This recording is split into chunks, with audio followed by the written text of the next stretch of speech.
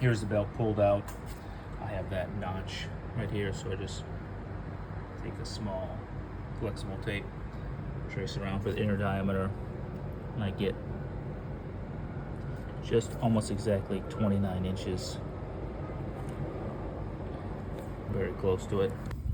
Here's with the retaining bolts removed, belt, see, loose, but the spring, which is missing in another video because this part was broken, this spring here fits in right behind, and I'll show you that keeps this transmission from flopping around. I'll show you that next.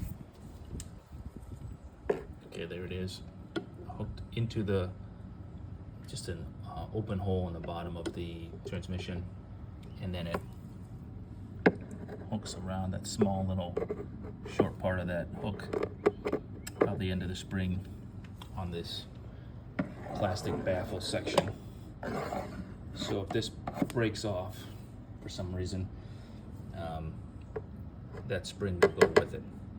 It will get hopefully captured in the plastic cowling, which is this piece right here. Hopefully gets stuck in there. You can get to it.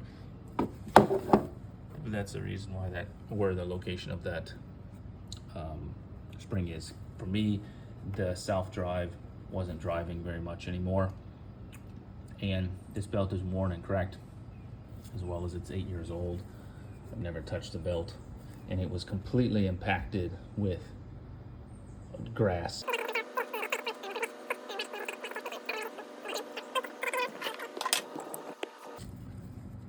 In this case, I'm just going to pull from here forward towards me, push my thumb on there, release that spring, and there it is. And then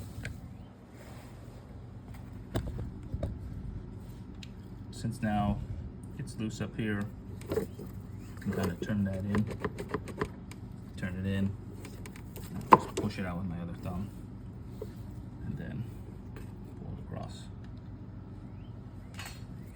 Time to get a new one.